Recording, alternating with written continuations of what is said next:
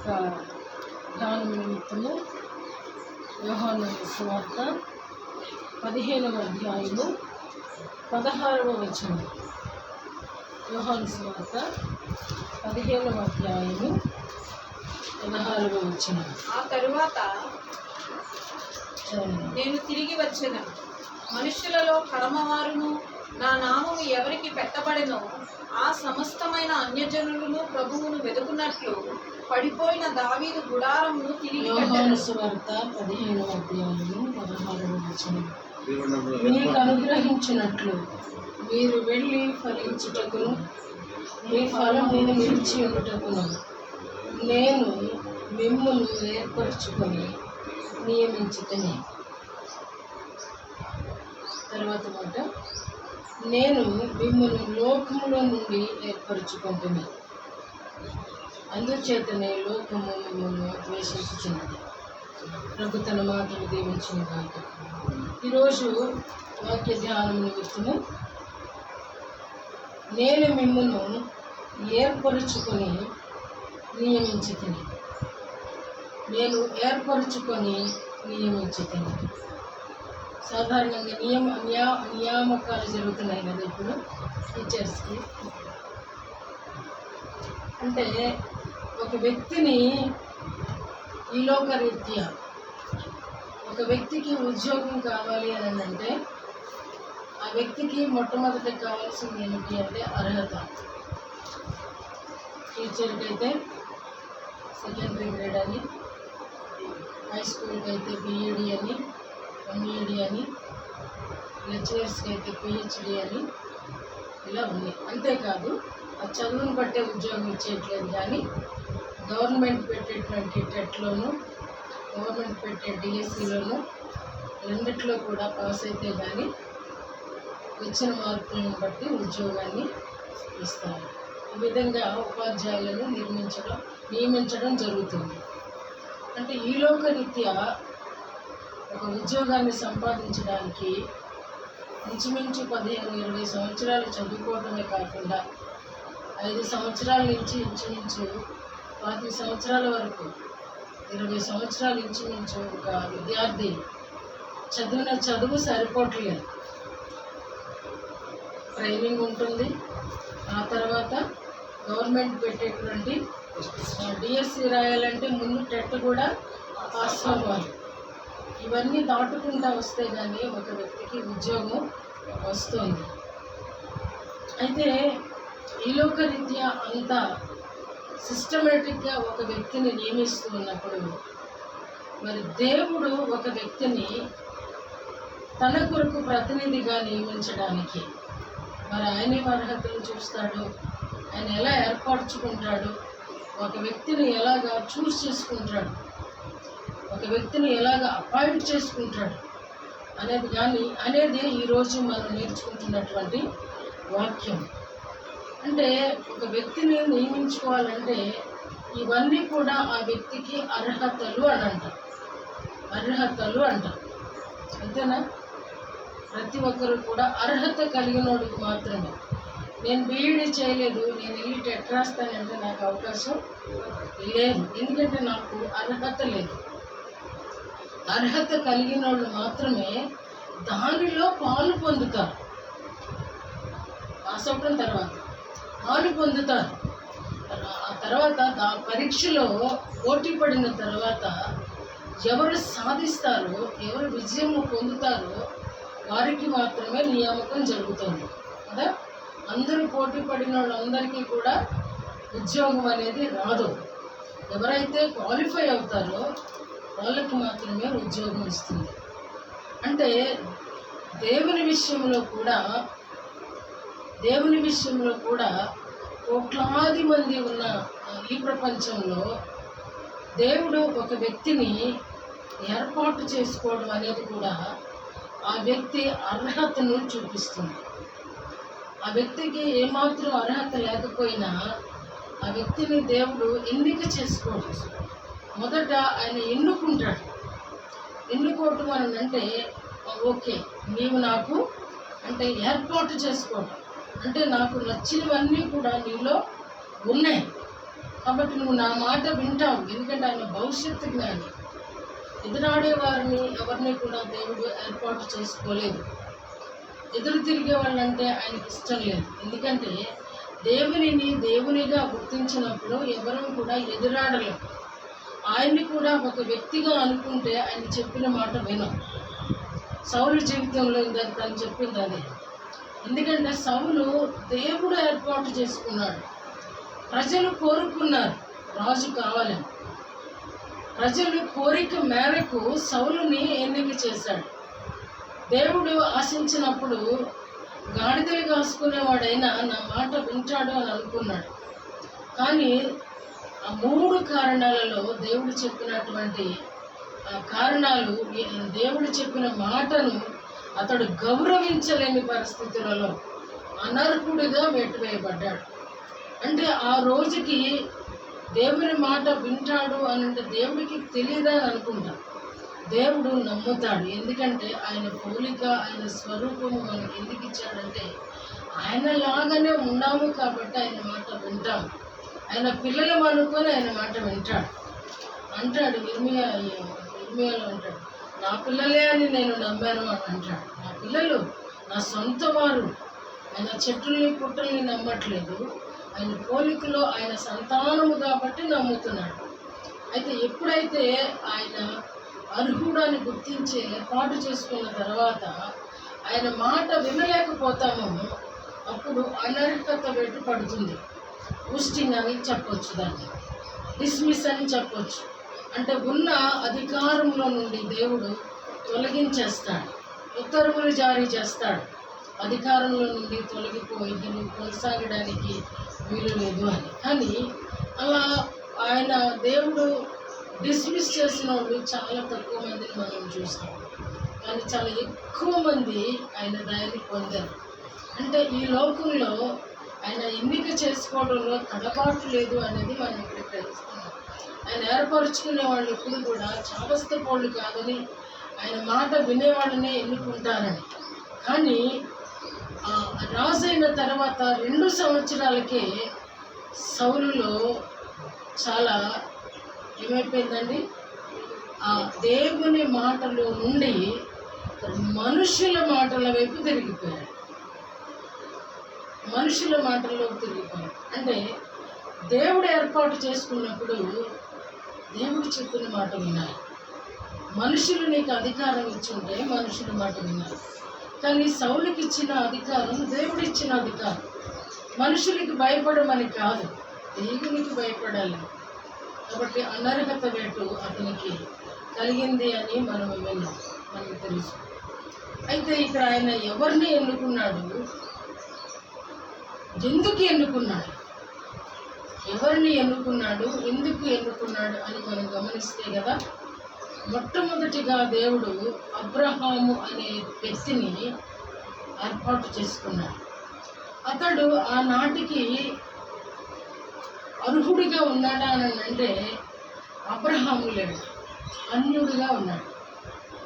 కానీ దేవుడు పిలిచినప్పుడు అతడు అన్యుడు అయినప్పటికీ భవిష్యత్తు జ్ఞాని కనుక దేవుడు అబ్రహామును పిలిచాడు. అప్పుడు నమ్మకస్తుడిగా ఉన్నాడా అని నేను చెప్పలేను, ఎందుకంటే అబ్రహాముతో నేను ఎప్పుడు మాట్లాడలేదు. కానీ దేవుడు చెప్తున్నాడు, అబ్రహాము దేవుని నమ్మెను, అబ్రహాము దేవుని నమ్మెను, అది అతనికి నీతిగా ఎంచబడింది. అంటే అబ్రహామును పిలిచినప్పుడు అతడు అన్యుడు, ప్రభువును ఎరగనివాడు. కానీ తెలియని ప్రభు పిలిచినా సరే ఈయన గొప్పవాడని అబ్రహాము నమ్మాడు కాబట్టి పిలిచిన ప్లేస్ నుంచి ఉండమన్న ప్లేస్కి రాగలిగాడు. ఇది సత్యం.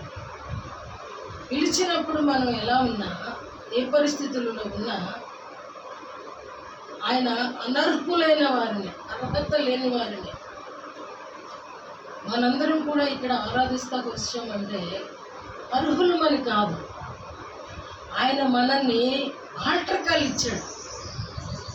నేనే దేవుడను, నేను తప్ప వేరొక దేవుడు లేడు అంటే ఆ మాట మనం నమ్మాం.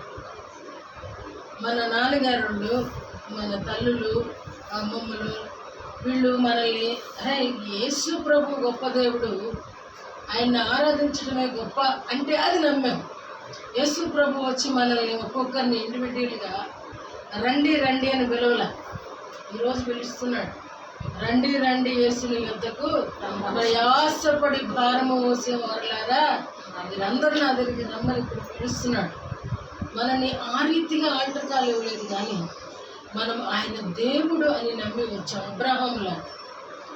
కాబట్టి అబ్రహామును దేవుడు ఎందుకు అంతగా ఆశీర్వదించాడంటే, అత్యధికముగా ఆశీర్వదించాడంటే, నెహెమ్యా గ్రంథంలో ఒక మాట ఉంది, చదువుదాము. నెహెమ్యా గ్రంథము 9వ అధ్యాయము 7వ వచనం. నెహెమ్యా గ్రంథము 9వ అధ్యాయం త్వరగా 9వ అధ్యాయము 7వ వచనం. అబ్రహాము 9:7 యెహోవా అబ్రామును ఏర్పరచుకుని కల్దీల ఊరు అను స్థలము నుండి యువతలకు రప్పించి అతనికి అబ్రహాము అని పేరు పెట్టిన వాడవు నీవే. అతడు నమ్మకమైన మనస్సు గలవాడని ఎరిగి కనానీయులు, హిత్తీలు, అమోరీలు, పెరిచ్చీలు, యెబూసీలు, గిర్గాషీలు అను వారి దేశమును అతని సంతతి వారికి ఇచ్చినట్లు అతనితో నిబంధన చేసిన వాడవు నీవే. చూసారా, అబ్రహాము పిలిచినప్పుడు చాలా మనలాంటి వాడే. అబ్రహాము చాలా సాధారణమైన వాడే. ఇక్కడ నెహెమ్యా అంటున్నాడయ్యా, నువ్వు కల్దీల దేశం నుండి కనాను దేశానికి రప్పించడానికి నువ్వు పిలిచినప్పుడు అబ్రహాము సాధారణమైనటువంటి వాడే. దాన్ని ఆక్పై చేసేసినటువంటి వాళ్ళందరినీ చెదరగొట్టి నీ సంతానానికి నేను ఇస్తానని దేవుడు నిబంధన చేశాడండి అబ్రహాము. అంటే దేవుడు మనల్ని పిలిచాడు అని అంటే మనలో ఏం చూశాడు అంటే అబ్రహాములో నమ్మకమైన మనసు చూశాడు. డిఎస్సికి వెళ్ళడానికి బీఈడి అర్హత అయితే ప్రభువులో నిలిచి ఉండడానికి అర్హత ఏమిటి అని అంటే నమ్మకం. అబ్రహాంలో ఏం చూశాడండి దేవుడు? నమ్మకమైన మనసుని చూశాడు. ఎప్పుడు చెప్పగలమండి ఇతడు నమ్మకస్తుడని? ఆదివారం 7 గంటలకు 6 గంటలకు ప్రేయర్కి వస్తానా? ఏమండి, సమస్త విషయముల యందు దేవుడు పరిశీలన చేసినప్పుడు అబ్రహాముకి ఎక్కడా కూడా చెడు కనబడినప్పుడు నా యందు చాలా నమ్మకస్తుడు, నా కొరకు ఎదురు చూచేవాడు, నేను ఏమి చెబితే అది చేసేవాడు, నేను ఆయనకి వరం ఇవ్వకపోయినా నాకు బలులు అర్పించేవాడు, బలిపీఠాలు కట్టేవాడు, ప్రార్థన చేసేవాడు, వాక్యానుసారమైనటువంటి వాడు అబ్రహాము. కాబట్టి ఆయన గురించి నెహెమ్యా అంటున్నాడు, అబ్రహాము చెప్పట్లేదు, నమ్మకమైన మనసు గలవాడు కాబట్టే అబ్రహాముతో దేవుడు నిబంధన చేశాడంట. అంటే నీకు నేను ఇలాగూ చేస్తాను, నిన్ను ఇలాగా ఆశీర్వదిస్తాను, నిన్ను ఇలాగా విశ్వాసులకు తండ్రినిగా చేస్తాను, నువ్వందరికీ తండ్రిగా ఉంటావు. ఇటువంటి నిబంధన ఇది ఎవరికైనా ఉందా? మనతో ఎప్పుడైనా నిబంధన చేశాడా? ఏమండి, నిబంధన చేశాడు? ఏమని చేశాడు చెప్పు ప్రేమ. నిత్య నిబంధన నీతో చేశాడా అని అడిగా నేను. నీతో చేశాడా? పర్సనల్గా చేశాడా? నువ్వు పరలోకం వస్తావు చేశాడా? నీ కుమారుని నేను రక్షించబోతున్నాను, నీ పర్సనల్. బైబిల్లోకి నేను అడగట్లేదు. అంటే బైబిల్లో కూడా మాట్లాడతాడు కదా అని అంటే మాట్లాడతాడు. ఆయన మాట్లాడే దేవుడు కదా, మనతో ఇంక ప్రత్యేకంగా మాట్లాడతాడు కదా. బైబిల్ ద్వారా మాట్లాడతాడు, వాస్తవమే. సేవకుల ద్వారా మాట్లాడతాడు, వాస్తవమే. కానీ పర్సనల్గా నువ్వు ప్రార్థన చేస్తున్నప్పుడు నీ ప్రార్థన నాకు వినబడినది ఎప్పుడన్నా మాట్లాడాడా? ఆలోచించాయి. ఎందుకనంటే అబ్రహాము చేసే ప్రార్థన ప్రభు సన్నిధానానికి వెళ్ళిపోతుంది. ఆ ధూపం ఆయన దగ్గరికి వెళ్ళినప్పుడు అక్కడి నుంచి దీవెనల వర్షాన్ని అబ్రహాం పొందుకుంటున్నాడు. కాబట్టి ఆయన ఏమంటున్నాడంటే, ఆ నమ్మకమైన మనస్సు అనే ఈ అర్హత ప్రభువుని అబ్రహాముకి చేరువుగా చేస్తుంది. ఎందుకనంటే భోజనము వండి పెట్టే వరకు వెయిట్ చేశారండి. ఎందుకనంటే దేవుడు వస్తాడు అనే విజన్ ఆయనకి కనబడిందో లేదో బైబిల్లో క్లియర్గా లేదు, కానీ ప్రభువు నన్ను దర్శిస్తాడని మాత్రం నిరీక్షణతో ఈ ఎండ వేళల్లో ఎదురు చూస్తున్న అబ్రహాం మనం చూస్తున్నాం. ఎండ వేళల్లో వృద్ధాప్యంలో ఎదురు చూస్తున్న అబ్రహాము ఏం చూశాడండి దేవుడు? అబ్రహాము మనస్సును ఎరిగినవాడు. బహుశా అడుగుండొచ్చు ప్రార్థించినప్పుడు, ప్రభువా నన్ను దర్శించు, నాకు కనబడు, నాతో మాట్లాడు, నేను పెట్టే భోజనము భోంచేసి వెళ్ళు అని ఒకవేళ ఆహ్వాన పత్రిక దేవునికి ఇచ్చి ఉండకపోతే ఎలా ఎదురు చూస్తాడు? ఒక వ్యక్తి వస్తాడు అంటేనే ఎదురు చూస్తాం, ఒక వ్యక్తి రాడు అంటే ఎవరైనా ఎదురు చూస్తామా? అంటే వీళ్ళిద్దరికీ ఎలాంటి సంబంధం ఉంది అని అంటే స్నేహితుని సంబంధం. స్నేహితుడికి తెలుసు ప్రతిదీ కూడా, వాళ్ళ అమ్మకి తెలియదు, వాళ్ళ నాన్నకి తెలియదు. స్నేహితుడికి మాత్రం A to Z తెలుసు. ప్రభువే అంటున్న మాట, నా స్నేహితుడైన అబ్రహాము. ఎప్పుడన్నా మనకు అనుకున్నావు అద్భుతమైంది, అంత అద్భుతమండి. నా స్నేహితుడైన అబ్రహాము. కాబట్టి అబ్రహాములో ఉన్నటువంటి అర్హత ఏమిటి అని అంటే నమ్మకమైన మనసు. నమ్మకమైన మనసు మనము నిబంధన పొందుకోవడానికి, ఆన్సర్ పొందుకోవడానికి, కార్యాలు పొందుకోవడానికి, స్వస్థతలు పొందుకోవడానికి, విమోచన పొందుకోవడానికి, నిరీక్షణ పొందుకోవడానికి, విశ్వాసాన్ని ప్రబలునట్లు చేసుకోవడానికి కారణం ముఖ్యమైనది ఏమిటి అంటే నమ్మకం. నమ్మకం. అందుకనే పెళ్ళిలో ఏమని పాస్టర్ గారు ప్రమాణాలు చేపిస్తారంటే నిత్య నమ్మకమునకు. నిత్య నమ్మకమునకు. ఒకరోజు కాదు, ప్రమాణం చేసిన రోజు పెళ్లి రోజు పుట్టి నమ్మకం కాదు, నిత్య నమ్మకము. అన్ని విషయములలో అన్ని రోజులలో నమ్మకంగా ఉండడానికి ఆ రీతిగా ప్రమాణాలు చేస్తారు. నిజంగా భర్తలు భార్యలు ఆ రోజు చేసిన ప్రమాణం తెల్లారికే అబద్ధాలు జరుగుతాయి, తెల్లారికే మోసం. నిజంగా ఆలోచనలో కూడా పొరపాటు లేదు అని ఎవరైనా ఇద్దరు భార్యాభర్తలు అన్నారంటే తప్పు అంటాను.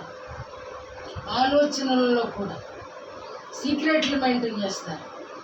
భార్య కొన్ని సీక్రెట్లు మెయింటైన్ చేస్తుంది, భర్త కొన్ని సీక్రెట్లు మెయింటైన్ చేస్తారు, కొంత సీక్రెట్ లైఫ్ని మెయింటైన్ చేస్తారు. ఇది చాలా దారుణంగా ఉంటుంది.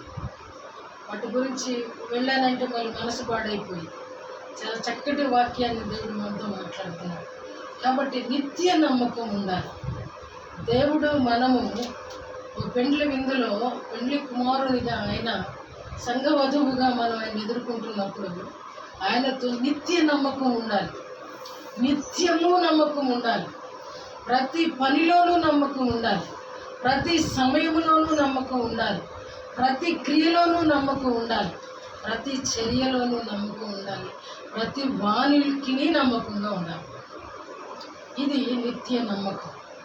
అదే ప్రభు ఈరోజు అబ్రహాము చూపినటువంటి ఆ నమ్మకం ఎందుకొరకు అనంటే అది అతనికి నీతిగా పనిచేసిందంట, అతన్ని నీతిమంతుడిగా తీర్చిందంట, అతన్ని నీతిమంతుడు అని డిక్లేర్ చేసిందంట. అంటే దేవుడు ఆ నమ్మకత్వాన్ని ఇచ్చింది. ఎందుకు అనంటే ఆ నీతిమంతునితో కలిసి జీవించడానికి. ప్రభు మాత్రమే నీతిమంతుడు ఉంది. విశ్వాసము ద్వారా నీతిమంతుడిగా తీర్చబడతామని బైబిల్ చెప్తుంది. విశ్వాసం అనేది నిన్ను నీతిమంతుడిగా తీర్చుద్ది. అంటే ప్రతిరోజు సాధనలో, ప్రతిరోజు మన ప్రయాణంలో, ప్రతిరోజు ఈ సాధన చేస్తూ ఉన్నప్పుడు అలవాటుగా మారిద్దండి. ఒకరోజుగా దీన్ని ఒక చిన్న ప్రశ్న అడిగాను అనుకోండి, ఒకరో ఇద్దరో చేతులు ఎత్తుతారు. ఇప్పుడు కారణం చెప్పిన ఆదివారం ఎంతమంది లేచి కూర్చుని ఒక పావుగంట ప్రార్థన చేసి మందిరానికి వచ్చారంటే ఒక చెయ్యి 2 చేతులు ఎత్తితే మీరు ఎత్తక్కర్లేదు, నాకు తెలుసు. కానీ అన్ని చేతులు ఎత్తడం దేవునికి ఇష్టం. అన్ని చేతులు లేచి కూర్చుని, ప్రభువా నీ సన్నిధానానికి వెళుతున్నా, నీ సన్నిధానంలో నిన్ను కలుసుకునేటువంటి గొప్ప ధన్యత ఈరోజు. ఆ ధన్యత తెలుసుంటే సండేని ఎవరు మిస్ అవ్వరు. ఒకవేళ చనిపోయినా ఆయన్ని కనబడే వెళ్తామండి, అటెండెన్స్ వేసుకుని. నిజం. ఆ సండేలో ఉన్న మాధుర్యం, ఆ సండేలో ఉన్న మకరందం, ఆ ప్రభు దినాన్ని అవలంబించడం ఉన్న సంతోషం తెలుసుంటే నిజంగా ఎవరు కూడా సండే మిస్ కారు. మన ప్రభు దినం అండి. ప్రభు మనకిచ్చిన దినం. నాతో మాట్లాడుకుండా వచ్చి, నన్ను స్తుతించండి వచ్చి, సాగిలపడండి వచ్చి, నేను మీ మనవులు వింటా అన్న దినం. అద్భుతం. కాబట్టి పిలిచినప్పుడు అబ్రహాము మనలాంటి వాడైనాడు. బట్ ఇప్పుడు చూస్తే ఆయన విశ్వాసులకు తండ్రి. ఓ విశ్వాసి ఆయన రొమ్మున ఆనుకునేంత ధన్యతను దేవుడు ఆయనకి ఇచ్చాడు. ఇది నిబంధన. దేవుడు ఉట్టినే అనేసి ఊరుకునేవాడు కాదండి. నిబంధన ఏంటి అని అంటే, అబ్బాయి వాళ్ళని వెళ్ళగొట్టడమే కాదు, విశ్వాసులు తెచ్చి నీ రొమ్మున ఆనుస్తా అనే అర్థంతో కూడిన ప్రమాణము దేవుడు ఆ నిబంధన అబ్రహాంతో చేశాడు. కాబట్టి లాజరు పరిగెట్టుకుండా వెళ్ళి అబ్రహాం రొమ్మున అనుకున్నాడు.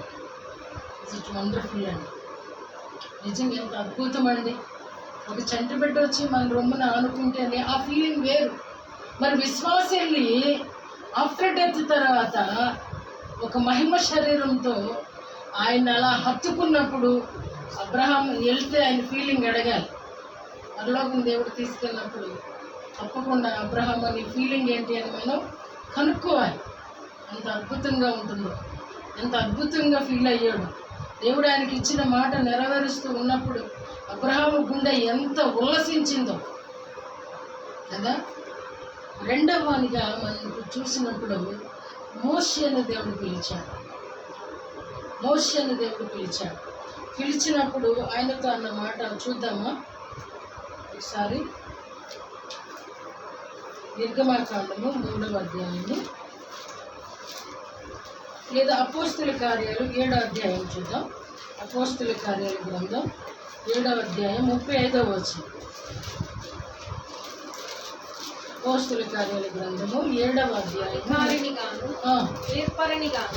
నిన్ను నియమించిన వాడెవడని వారు నిరాకరించిన ఈ మోషేను అతనికి పొదలో కనబడిన దేవదూత ద్వారా దేవుడు అధికారినిగాను విమోచకునిగాను నియమించి పంపాను. చాలు. చూస్తారా, నిర్గమాల మనకు తెలిసిందే. దేవుడు పిలిచినప్పుడు చాలా సాధారణమైనటువంటి పారిపోయిన మోసే ఆలోచన. మాట చెప్పాలంటే ఐగుప్తులో ఒక ఐగుప్తిని చంపేసి ఇసుకలో పాతి పెట్టేసి ఫరోకు తెలిస్తే చంపుతాడని మిద్యాను పారిపోయినటువంటి మోషే.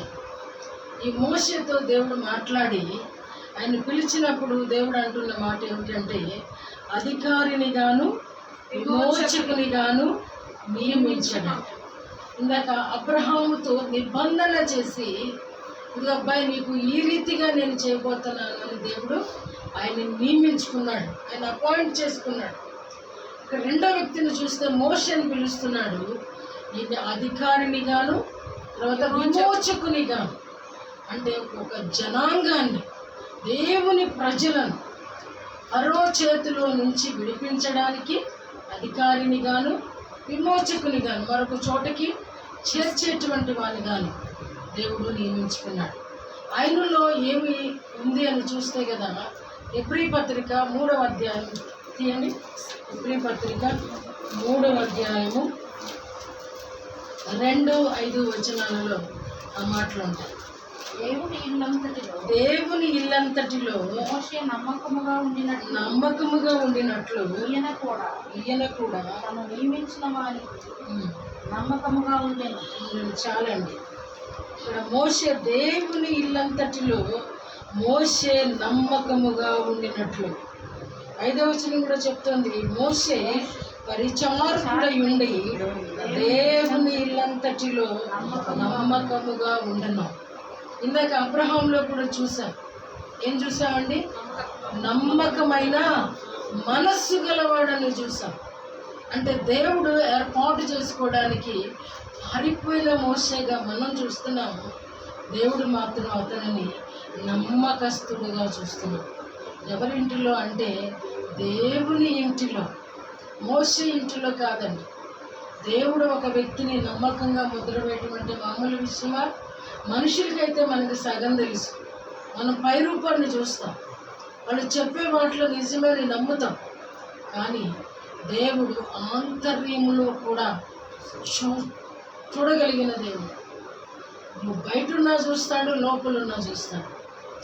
అటు మోషేని ఆయన ఏం చూశాడంటే ఆయన హృదయంలో ఉన్న మంచిని చూశాడు. నా మాట మోషే వింటాడు అని ప్రభువుకు తెలుసు. నేను చెప్పిన ప్రతిదీ కూడా చేస్తాడు అనేది మోషేకు తెలుసు.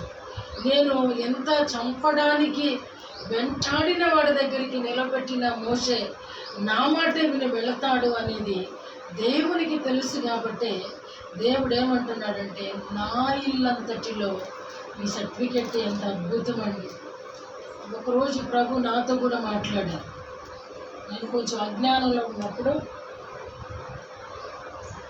ఇంత దేవునిలో ఇంత అనుబంధాలు లేనప్పుడు, మోషే నా ఇల్లంతటిలో నమ్మకమైన వాడు తెలుసా అని అడిగాడు. నాకు అప్పుడు అంత నాలెడ్జ్ లేదు. నేను అనుకున్నాడు మోషేతో పోలిస్తున్నాడా?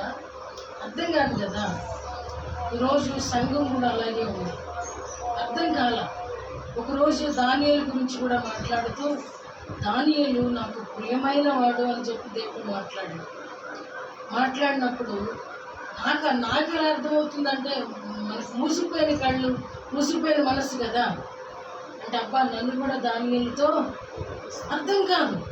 ఆయన గర్తిస్తున్నాడా, అలాగ ఉండాలని కోరుకుంటున్నాడా అనేది ఇప్పుడు అర్థమవుతుంది. ఎందుకంటే అంటాడు కదా మాసిలామణి గారు, ఆ లోతైన జలములలో లోటైన స్వరం వినబడుతుందంట.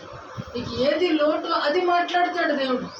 నువ్వు ఎప్పుడు అంటే లోతులోకి వెళ్ళినప్పుడు, భక్తి అనే జీవితంలో నువ్వు విశ్వాసపు లోతు నడుచుకుంటూ వెళ్ళినప్పుడు నీ లోటు ఏమిటో దాని గురించి మాట్లాడతాడు. అది నాకు ఆ రోజు అర్థం కాదు, కానీ ఈరోజు అర్థమవుతుంది. ఆయన భక్తుల గురించి ఎంత చక్కగా మనతో మాట్లాడుతూ ఉంటాడో, ఆయన ఎంత సాటిస్ఫై అవుతాడో, ఆయన వాళ్ళ విషయంలో ఎంత తృప్తి చెందుతున్నారో మనకు అర్థం కాదు. ఒకరోజు ఆరాధన నేర్పించింది పరిశుద్ధాత్ముడే. నేను మీ అందరి ముందు కంటే ఒంటరిగా బాగా చేసుకోగలను ఆరాధన. దావీదుని గురించి మాట్లాడినప్పుడు, దావీదు నా హృదయానుసారుడు, నీకు తెలుసా అన్నాడు దేవుడు. ఎలా అయ్యాడు నాకు అప్పుడు కొంత నాలెడ్జ్ వచ్చింది. ఇప్పుడు ఎలా అయ్యాడని చెప్పేసి నేను ఆ వాక్యం చదువుతూ ఉన్నప్పుడు, ఆయన మనసును గురించి నేను ధ్యానం చేసినప్పుడు ఇప్పుడు కానీ అర్థమైంది. అంటే ప్రతిదానికి కూడా ప్రభువు మీద ఆధారపడటమే దేవుని నమ్మడం. ప్రతిదానికి దేవుని దగ్గర విచారణ చేయడమే దేవుని నమ్మడం. ప్రతి మంచి ప్రతి చెడు కూడా ఆయనతో పంచుకోవడమే ఆయన్ని నమ్మడం. ఆయన చెప్పిన దాన్ని గుడ్డిగా నమ్మడమే ఆయన్ని నమ్మడం. ఆయన చెప్పిన ప్రతి మాట సత్యమే అనేది గ్రహించడం మనం నమ్మటం.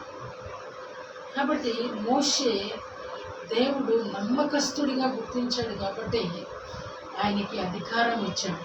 అధికారిని గాను విమోచకుని గాను దేవుడు మోషేని ఆ రీతిగా దేవుడు లేవనెత్తినట్లుగా మనం ఇక్కడ చూస్తున్నాం. మూడవదిగా చూసినప్పుడు యాకోబుని చూసినప్పుడు చూడండి, యెషయా గ్రంథము 49వ అధ్యాయము 6వ వచనం.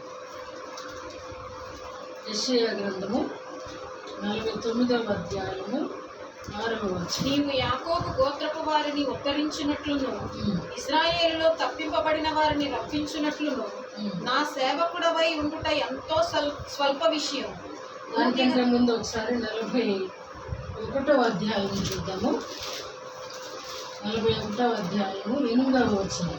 నా సేవకుడవైన ఇశ్రాయేలు, నేను ఏర్పరచుకొనిన యాకోబు, నా స్నేహితుడైన అబ్రహాము సంతానమా, భూ దిగంతముల నుండి నేను పట్టుకొని దాని కొనల నుండి పిలుచుకొనిన వాడా, నీవు నా దాసుడవనియు నేను నిన్ను ఉపేక్షింపక ఏర్పరచుకొంటిననియు నేను నీతో చెప్పి ఉన్నాను, నీకు తోడై ఉన్నాను. చూసారు ఇక్కడ ప్రభు అంటున్నమాట, భూదిగంతముల నుండి. ఎక్కడ నుండండి? ఆయన వెతుకుతున్నాడంట నమ్మకస్తులు, యథార్థవంతుల కొరకంట భూమి అంతటా ఆయన కన్నులు సంచారము చేయుచున్నవి. నీతిమంతుల కొరకు ఆయన ఎలా వెతుకుతున్నాడో, నమ్మకస్తుల కొరకు ఆయన ఎలా వెతుకుతున్నాడో ఒకసారి మనం గమనిస్తే కదా, ప్రభు అంటున్నాడు, నా స్నేహితుడైన అబ్రహాము సంతానమా. ఎవరిని జ్ఞాపకం చేసుకుంటున్నాడండి? అలా చెప్పాను కదా, నా స్నేహితుడు అబ్రహాముకు దాయలేనటువంటి పరిస్థితి. అబ్రహాముకి సీక్రెట్లు దేవుడు మెయింటైన్ చేయలేకపోయాడు. అంటే అబ్రహామును అంత ప్రేమించాడు. తన మనవడితో మాట్లాడడానికి కూడా అబ్రహామును మరలా జ్ఞాపకం చేసుకుంటున్నాడు. నా స్నేహితుడైన అబ్రహాము సంతానమా, భూదిగంతముల నుండి అని వెతుక్కున్నాడంట. ఎవరిని? పురుగు వంటి యాకోబు. పురుగును తీసేసినట్టు తీసేస్తాం మనం కదా. అంటే గోంగూరలో పురుగును తీసేసినట్టు, అన్నంలో పురుగును తీసేసినట్టుగా యాకోబు మోసగాడంట ఒక్క మాటలు. కానీ ప్రభు ఎంత గౌరవిస్తున్నాడంటే, మీరు పురుగు వంటి యాకోబు అనుకుంటున్నారా? స్వల్ప జనమైన యాకోబు అనుకుంటున్నారా? యాకోబు ఎవరు అనుకుంటున్నారు మీరు? యాకోబు ఆయన అంటాడు, ఆదికాండంలో మాట్లాడుతూ 30వ అధ్యాయం 33వ వచనం అనుకుంటా, అక్కడ చూసినప్పుడు నా న్యాయ ప్రవర్తన, ఆదికాండం 30:33, ఆ నా న్యాయ ప్రవర్తన. యాకోబు ఎవరండి? యాకోబు మోసగాడా? న్యాయ ప్రవర్తన కలిగిన వాడు. అందుకే అంటున్నాడు, భూదిగంతముల నుండి నేను పిలుచుకున్నటువంటి యాకోబు, నా సేవకుడైన ఇశ్రాయేలు, నేను ఏర్పరచుకున్న యాకోబును దేవుడు ఏర్పరచుకున్నాడంట. యాకోబుని ఏర్పరచుకొని ఇశ్రాయేలుగా రూపుదిద్దించుకొని అప్పుడు పిలిచాడంట దేవుడు. రెండవ మాట కూడా ఇక్కడే ఉంటుంది, 42వ వచనం. 49 చదువుంటాము ఇప్పుడు, ఇలా చదివారు కదా. 49లో నీవు యాకోబు 6వ వచనం. నీవు యాకోబు గోత్రపు వారిని ఉద్ధరించినట్లును ఇశ్రాయేలులో తప్పింపబడిన వారిని రప్పించినట్లును నా సేవకుడవై ఉండుట ఎంతో స్వల్ప విషయం. భూ దిగంతముల వరకు నీవు నేను కలుగచేయు రక్షణకు సాధనమగుటకై అన్యజనులకు వెలుగై ఉండునట్లు నిన్ను నియమించి ఉన్నాను. చూసారా, యాకోబును కూడా ఎందుకు అపాయింట్ చేసుకుంటున్నాడంటే, భూదిగంతముల వరకు నీవు నేను కలుగ చేయు రక్షణకు సాధనమగుటకై. ఏమన్నా తక్కువ చేస్తున్నాడండి? అబ్రహాముకి ఏమన్నా తక్కువ చేశాడా? ఇప్పుడు యాకోబుకి మనవడైగా మోసగాడే అని దేవుడు ఆ మోసాన్ని జ్ఞాపకం పెట్టుకున్నాడా? భూదిగంతాలకు కూడా యాకోబు ద్వారా. ఈరోజు యాకోబు క్యారెక్టర్ విని ఎంతమంది మారుతున్నారు? తన 12 మందిని కాపాడుకున్నందుకు ఎంతమంది యాకోబుని గౌరవిస్తున్నారు కదా. యాకోబు క్యారెక్టర్ని ఎవరు కూడా ఈరోజు లేదు. ఎందుకంటే యాకోబులో నుండి ఉదయించిన నక్షత్రమే యేసుక్రీస్తు ప్రభువు. అంత అద్భుతం. అందుకని అంటున్నాడు, నిన్ను నేను అన్య జనులకు వెలుగై ఉండునట్లు నిన్ను నియమించి ఉన్నాను. యాకోబును ఎందుకు సృజించాడు అని అంటే, ఆయనలో నుండి యేసుక్రీస్తు వారు ఉదయించడానికి. అంత ప్రణాళిక, అబ్రహాము దగ్గర నుంచి ప్రణాళిక ఉంది యేసు ప్రభు రావడానికి కదా. అందుకని అంటున్నాడు, అన్య జనులకు బూది గంతములకు నేను కలుగజేయు రక్షణకు సాధనము. ఎంత అద్భుతమైన మాట అండి, ఎంత అద్భుతమైన మాట యాకోబు విషయంలో. ఎందుకంటే ఆయన నియమించుకున్నాడు, ఆయన నియమించిన వారిని ఆయన ఏం చేస్తాడంటే ఖచ్చితంగా గణపరుస్తాడు. ఆయన అవార్డులు ఇచ్చే దేవుడు, కిరీటాలు ఇచ్చే దేవుడు, గతంలో నేర్చుకున్నాం జీతం సిద్ధపరిచిన దేవుడు. ఇంత అద్భుతమైన దేవుడు కాబట్టి యాకోబును ఆయన సృజించినప్పుడు, ఆయన పిలుచుకున్నప్పుడు, ఆయన ఏర్పరచుకున్నప్పుడు, ఆయన అపాయింట్ చేసినప్పుడు ఆయన చూసింది ఏమిటి అని అంటే, యాకోబులో నుండి నక్షత్రం వస్తుంది. ఆ నక్షత్రము అన్య జనులకు కూడా వెలుగుగా ఉంటుంది. ఆ వెలుగు నీ మీద పడిందా, గ్రహించావా? ఏమండి, యాకోబులో ఉన్న నక్షత్రమే మన మీద ప్రకాశించింది కాబట్టి ఈరోజు అన్య జనుల మీద మనము ఆయనని ఈరోజు కొనియాడడానికి, పూజించడానికి దేవుడు అద్భుతమైన సహాయం చేస్తున్నాడు. అలాగనే చివరిగా ఒక మాట చూసినప్పుడు మనం యేసు ప్రభువుని గురించి కూడా ఒక మాట ఉంది. యెషయా గ్రంథం 42వ అధ్యాయం 7వ వచనం చూసినప్పుడు, బంధింపబడిన వారిని చెరసాలలో నుండి వెలుపలికి తెచ్చుటకును, చీకటిలో నివసించు వారిని బందీగృహంలో నుండి వెలుపలికి తెచ్చుటకును యెహోవానగు నేనే నీతి విషయములలో నిన్ను పిలిచి నీ చేయి పట్టుకొని ఉన్నాను. నిన్ను కాపాడి ప్రజల కొరకు నిబంధనగాను అన్యజనులకు వెలుగుగాను నిన్ను నియమించి ఉన్నాను. చూడండి, యేసు ప్రభువుని అపాయింట్ చేసింది కూడా మన తండ్రి అయిన దేవుడు.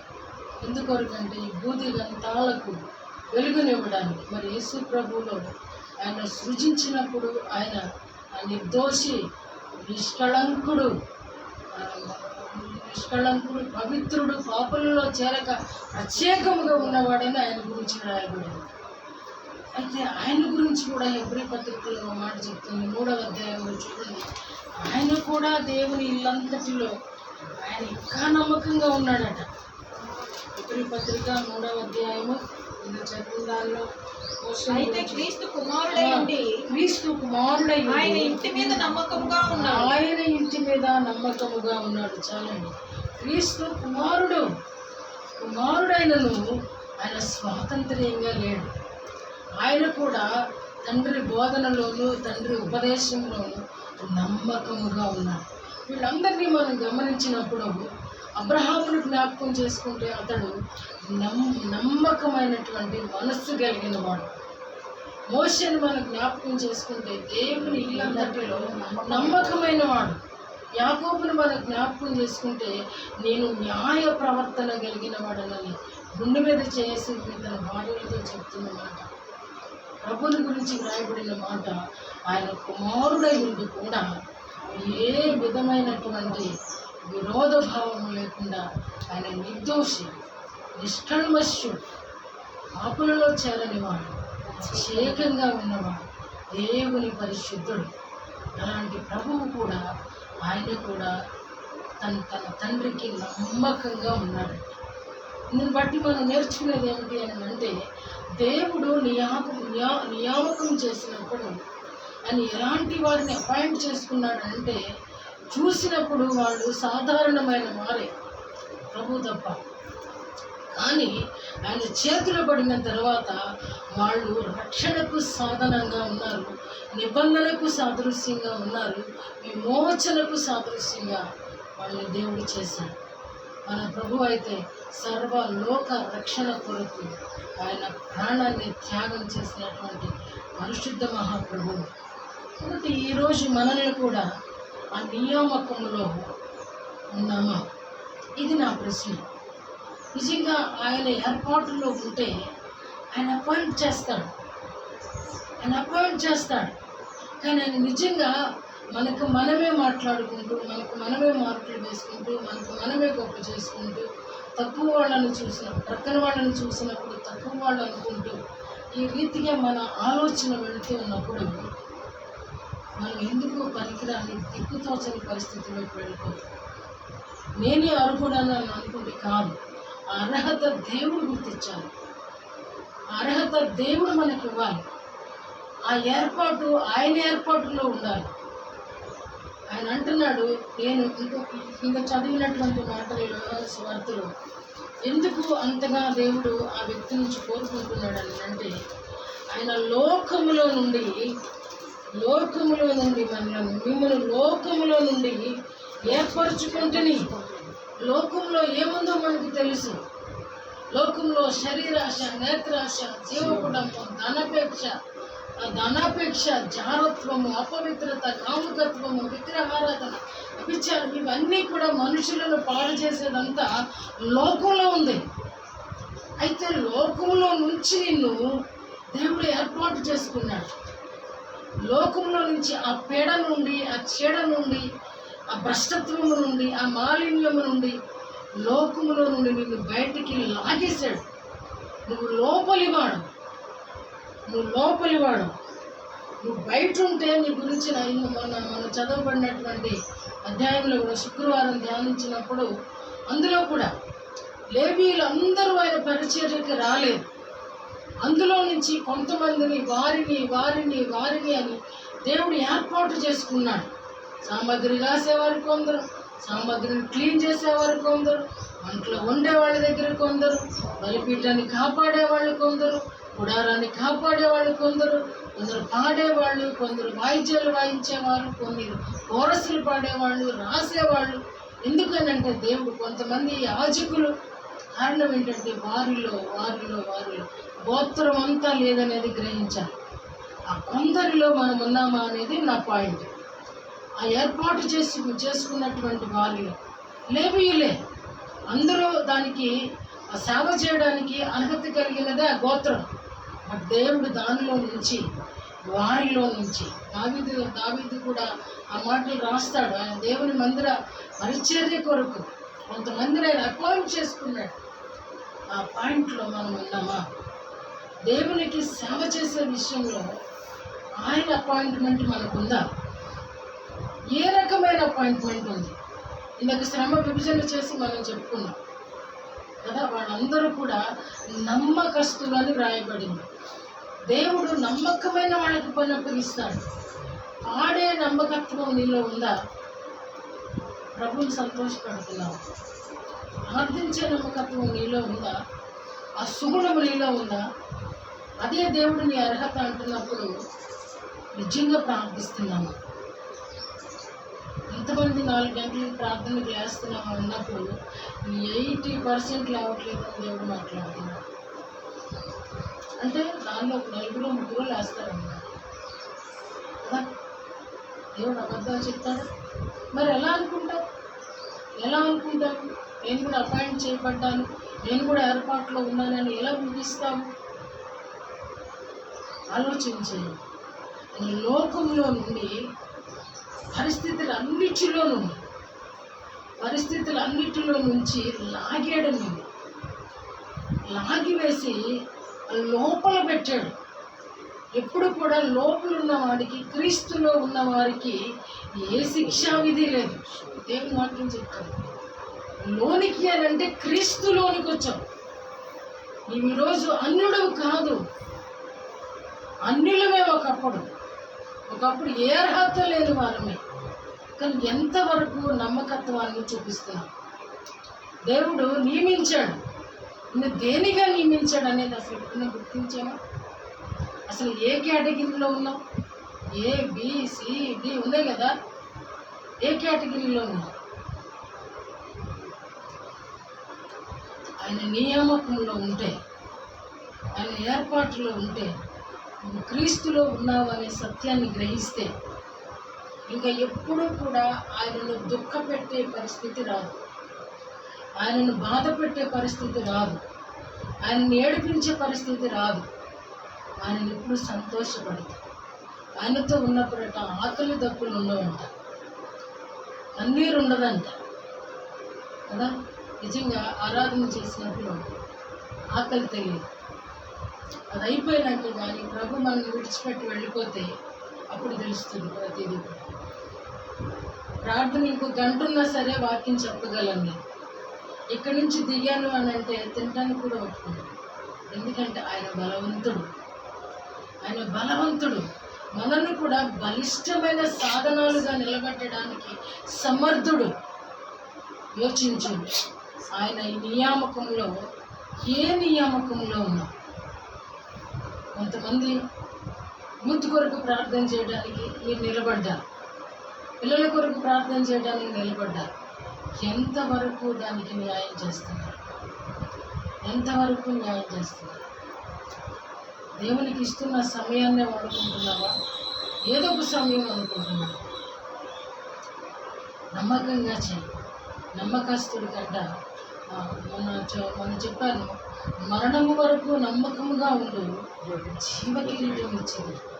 మరణము వరకు నమ్మకంగా కావాలి. మోషే మరణము వరకు నమ్మకంగా ఉన్నాడు. అబ్రహాము మరణము వరకు నమ్మకంగా ఉన్నాడు. కాబట్టి వాళ్ళకి ఇవ్వబడినటువంటి స్థలాలలో వారు నిలబడ్డారు. అది రుజువు మనం చూస్తున్నాం. ప్రభువు కూడా అంతము వరకు ఆయన చిత్తానికే తల వంచారు. కాబట్టి ఈరోజు ఆయన కూడా సింహాసనం మీద ఉండి మరలా మన కొరకు విజ్ఞాపన చేస్తున్నట్లుగా వాక్యము తేటపరుస్తుంది. ఈరోజు మనము బ్రతికినన్నాళ్ళు బ్రతికి చనిపోయేవాళ్ళం కాదు. మనకు ఒక క్రొత్త జీవితం ఉంది, ఒక క్రొత్త అధికారం ఉంది, ఒక క్రొత్త నియామకం ఉంది. ఆ నియామకాన్ని తీసుకోవాలంటే దేవుడు ఇక్కడ ఇచ్చినటువంటి ఈ నియామకంలో దేవుడు దేనికి నియమించాడో ఇక్కడ యథార్థంగా ఉంటేనే దాన్ని రీచ్ అవ్వగలరు. దాన్ని రీచ్ అవ్వటం కొరకే ఇక్కడ దేవుడు నియమించుకుంటున్నాడు. అక్కడ స్వతంత్రించడానికే ఇక్కడ ఇస్తున్నాడు దేవుడు. నా మాట ఎంతమందికి అర్థమైంది? దేవుడు ఇక్కడ ఏ అధికారం ఇచ్చినా, ఏ ఏర్పాటులో ఉన్నా, ఏ పిలుపులో ఉన్నా, దేవుడు ఏ విధంగా నేను అపాయింట్ చేసుకున్నా దీన్ని తర్వాత వచ్చే ప్రమోషన్ కొరకే, ప్రమోషన్స్ కొరకేనండి ఇక్కడ. కాబట్టి దేవుడు ఇచ్చినటువంటి ఈ స్వాతంత్ర్యాన్ని నిర్లక్ష్యం చేయకుండా లోకంలో నుంచి వేరు చేయబడ్డామనేది జ్ఞాపకం చేసుకొని మీరు వెళ్ళి ఫలించుటకును మీ ఫలము నిలిచి ఉండుటకును. అవునండి, ఇది ఇక్కడ ఫలించాలి. మీ ఫలము స్టాండర్డ్గా ఉండాలి. అది ఎక్కడ కూడా గ్రేస్ తగ్గకూడదు. ఆ ఫలము ఉండాలి. అది కంటిన్యూస్ టెన్స్. అది ఎప్పుడూ కూడా మీ సొంతం అయిపోవాలి. ఇక్కడ ఇచ్చిన ఫలాన్ని మీరు చేతపట్టుకోవాలి. అక్కడ డబల్ తీసుకొని ఆ వంతులో నిలవాలి. ఇందుకొరకు నేను మిమ్మలను ఏర్పరచుకొని నియమించి తినే. ఈ మాటలు ప్రభు మనతోనే మాట్లాడుతున్నాడు. యోహాను భక్తుని ద్వారా మనతో మాట్లాడుతున్నాడు. అబ్బాయి, మిమ్మల్ని ఎందుకు నేను ఏర్పాటు చేశానంటే మీరు ఫలించాలి, మీ ఫలము నిలిచి ఉండాలి. ఆ రోజు ప్రార్థనాత్మ పోయింది, ఇప్పుడు ప్రార్థన రావడం లేదు, ఇప్పుడు చేయలేకపోతున్నాను, ఆ గ్రేస్ పోయిందని చెప్పడానికి కాదు దేవుడు మనల్ని ఏర్పాటు చేసుకుంది. అది నిలిచి ఉండేటట్లు చూసుకునే బాధ్యత మన మీద ఉంది. ఎందుకంటే లోపల నుంచి బయటికి లాక్కొచ్చింది మీ ముఖాలు చూసి కాదు, నేను మిమ్మల్ని సరిచేయగలను అనే నమ్మకంతో, నా మాట మీరు వినగలరు అనే నమ్మకంతో, నా మాటను మీరు గౌరవిస్తారు అనే నమ్మకంతో ఆ భక్తులందరూ గౌరవించారు.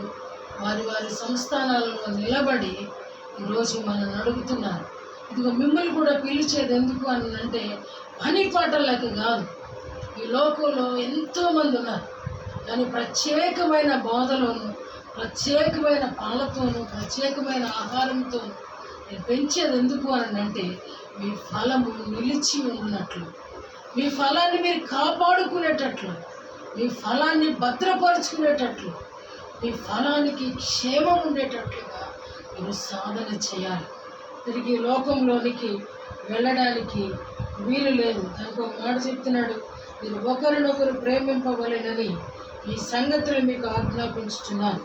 లోకము మిమ్మల్ని ద్వేషించిన ఎడల మీకంటే ముందుగా నన్ను ద్వేషించనని మీరు ఎరుగుదురు. మీరు లోక సంబంధులైన ఎడల లోకము తన వారిని స్నేహించును. అర్థమవుతుంది కదా? అయితే మీరు లోక సంబంధులు కారు, నేను మిమ్మల్ని లోకములో నుండి ఏర్పరచుకుంటేనే. అందుకే లోకము మిమ్మల్ని ద్వేషిస్తుంది. ద్వేషించబడటం కూడా వరం. మనల్ని తిట్టడం ఒక వరం, మన గురించి క్రిటిసైజ్ చేయటం ఒక వరం. అది మహదానందంగా ఎంచుకుంటాం. ఎందుకంటే లోకము నుండి మనం బయటకు వచ్చేసాం. లోకం మనల్ని ద్వేషించాలి. ప్రభువును ద్వేషించిన లోకం మనల్ని ప్రేమిస్తుంది అని అంటే క్రీస్తు ప్రేమ మనల్ని నిలిచి లేదని గ్రహించాలని హెచ్చరిక చేస్తూ మనమందరము కూడా ఆయన గొప్పవాడు, మన యజమానుడని, ఆ యజమానునితో పాలిస్తానంటున్నాడు అనేది జ్ఞాపకం ఉంచుకుంటూ మనకిచ్చినటువంటి ఈ యొక్క ఆత్మీయ జీవితంలో, ఆత్మీయ సహవాసంలో మనం ఎక్కడున్నప్పటికీ మన ఫలమును కాపాడుకుంటూ అది నిలిచి ఉండేటట్లుగా ప్రయాసపడాలని హెచ్చరిక చేస్తూ ఈ మాటలు ముగిస్తున్నాను. ప్రభుత్వ మాటలు దీవించునుగాక. ఆమేన్.